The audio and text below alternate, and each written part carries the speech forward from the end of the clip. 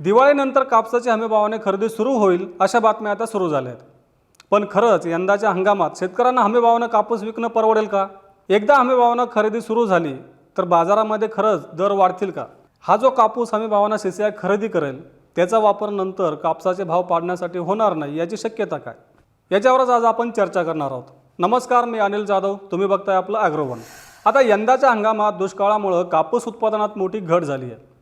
आता वैयक्तिक आपल्या महाराष्ट्राचं बोलायचं झालं तर उत्पादन 30% पासून 50% वेगवेगळ्या भागात कमी झालं। आता देश पातळीवर हे प्रमाण कमी जास्त असू शकतं, पण कॉटन असोसिएशन ऑफ इंडिया या उद्योगाच्या संघटनेनं सुद्धा असं सांगितलं की यंदा उत्पादन कमी आहे। विशेष म्हणजे या संघटनेनं हंगामाच्या सुरुवातीलाच मागील 15 वर्षातील कमी उत्पादनाचा अंदाज जाहीर केला आहे। म्हणजेच काय तर यंदा उत्पादन कमी आहे हे स्पष्ट आहे। आता उत्पादन कमी असून सुद्धा हंगामाच्या सुरुवातीला भाव कमी आहेत।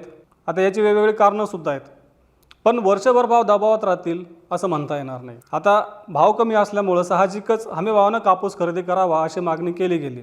सीसीआय आणि इतर संघांनी आता आपण दिवाळीनंतर कापूस खरेदीत उतरू असं जाहीर सुद्धा केलं। पण खरंच यंदा उत्पादन घटलं, खर्च वाढला, मग या परिस्थितीमध्ये शेतकऱ्यांना कापूस हमीभावानं विकणं परवडेल का? तर निश्चितच नाही। आता यंदा जरी लांब धाग्यासाठी 7,020 रुपये हमीभाव असला तरी आता खुल्या बाजारामध्ये सीसीआय ज्या क्वालिटीचं कापूस खरेदी करणार आहे हमीभावानं, त्या कापसाला आजही हमीभावापेक्षा काहीसा जास्तच भाव आहे, कारण कमाल भाव हा 7,000पेक्षा जास्तच आहे। आता सीसीआय काय करतं, सीसीआय खरेदी करताना सुद्धा त्या कापसाची लांबी म्हणजे कापसाच्या धाग्याची लांबी, त्यातील ओलावा, त्यातील काळी कचरा यानुसार खरेदी करणार आणि भाव देणार। मग आता बाजारामध्ये तेच होतंय। बाजारामध्ये सुद्धा आता कापसाचा आपण सरासरी भाव पाहिला तर क्वालिटीनुसार आपल्याला साधारणतः 6,800 ते 7,300 या दरम्यान भाव दिसतोय। मग आपल्याला हमीभाव तर बाजारात मिळतोय, मग सरकार जेव्हा खरेदीत उतरणार तेव्हा खरंच भाव वाढणार का? तर वाढवू शकतात, कारण एक बेस तयार होईल। हमीभावाचा एक बेस मिळाला तर बाजारामध्ये भाव हमीभावापेक्षा जास्त वाढू शकतात। पण मुद्दा तोच येतो, सीसीआय ज्या क्वालिटीचा कापूस खरेदी करणार आहे त्या कापसाला आजही बाजारामध्ये सीसीआय एवढाच दर मिळतोय। बरं, सीसीआय हा जो का कापूस खरेदी करतो, स्टॉक केला जातो, तो कापूस नंतर लिलावाद्वारे बाजारात येतो। सीसीआय या कापसाचे लिलाव करतात। बऱ्याचदा असं होतं की उद्योग लॉबिंग करून सीसीआयनं हा कापूस सवलतीच्या दरात द्याव्यात यासाठी प्रयत्न करत असतात। म्हणजेच काय तर सीसीआयच्या या कापसामुळे बाजारावर दबाव कसा येईल, बाजारात हा कापूस कमी दरात कसा येईल यासाठी सुद्धा प्रयत्न केले जातात। आता महागाईच्या नावाखाली सरकार नेमका काय निर्णय घेईल हे आपण आता सांगू शकत नाही, पण हा कापूस नंतर बाजारात येतच असतो। बरं, हा कापूस हमीभावामध्ये घेतल्यानंतर सुद्धा त्याची क्वालिटी कशी राहील, तो कितपत बाजारामध्ये येईल हे सांगणं सुद्धा अवघड असतं, आणि कधी येईल हे सुद्धा आपण सांगता येत नाही। त्यामुळे सीसीआयनं आत्ताच्या दरात जरी खरेदी करायचं ठरवलं तर सीसीआयला किती कापूस मिळेल? सीसीआयचे क्वालिटी मेजरमेंट जे आहेत, ज्या गुणवत्तेचा कापूस सीसीआय खरेदी करणार आहे आणि बाजारामध्ये ज्या कापसाला मिळत असलेला दर, यामुळे सीसीआयला किती खरेदी करता येईल हे आता सांगता येणार नाही। भविष्यामध्ये कापसाचे भाव वाढू शकतात का याचा जर आपण आढावा घेतला तर आपण मागच्या 2 व्हिडिओमध्ये मुलाखतीमध्ये जाणून घेतलं की कापसाचे भाव पुढील 1.5 ते 2 महिन्यांमध्ये वाढू शकतात। मग सीसीआयला किती खरेदी करता येईल हे आत्ताच आपल्याला सांगता येणार नाही। दुसरीकडे आपण जर कापूस उत्पादनाचा आढावा घेतला, यंदा कापूस उत्पादनातून शेतकऱ्यांना मिळणारा उत्पन्नाचा आढावा घेतला तर यंदा कापूस शेतीत तोट्यात गेल्याचं शेतकऱ्यांना अगदी स्पष्ट दिसतंय। कारण आत्ताचा भाव हा जरी आपल्याला सरासरी 7,000, 7,200, 300 जरी असला तरी यंदा एकरी मिळालेलं उत्पादन, झालेला उत्पादन खर्च यामुळे शेतकरी तोट्यात आहे हे स्पष्ट होतंय।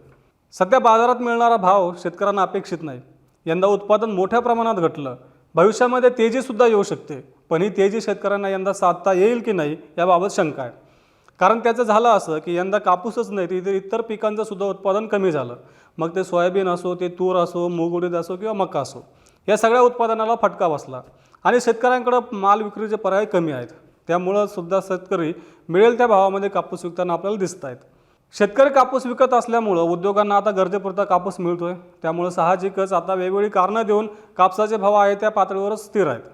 आता कापडाची मागणी कमी आहे, आंतरराष्ट्रीय बाजारामधून मागणी येत नाही, काही देशांमध्ये मंदीचे वातावरण आहे, अर्थव्यवस्था काही देशांची डबघाईला आलेली आहे। ही सगळी कारणं दर स्थिर असण्यासाठी किंवा दबावात असण्यासाठी आपल्याला दिली जातात। पण आज परत सांगतो, कुठल्याही शेतीमालाचा बाजार हा वर्षभर आहे त्या पातळीवर राहत नाही। शेतीमाल बाजारामध्ये तेजी मंदी सुरूच असते। आता ही तेजी कधी येईल फक्त आपल्याला ते पाहावं लागेल। त्यामुळं शेतकऱ्यांनी आपला कापूस, यंदा निश्चितच उत्पादनात घट आलेली आहे, आपल्या हातामध्ये कमी कापूस आहे, तरी ह्या कापसाला चांगला भाव मिळण्यासाठी बाजाराचा अभ्यास करावा, बाजारामध्ये नेमके दर काय आहेत, येणाऱ्या परिस्थितीमध्ये आपल्याला काय दर मिळू शकतो याचा अभ्यास करणं हे आता शेतकऱ्यांनी गरजेचं बनलं आहे. तसंच कापूस बाजाराविषयी जर आपले काही प्रश्न असतील तर आम्हाला कमेंट बॉक्समध्ये नक्की कळवा, आम्ही त्याचे उत्तर देण्याचा प्रयत्न करू.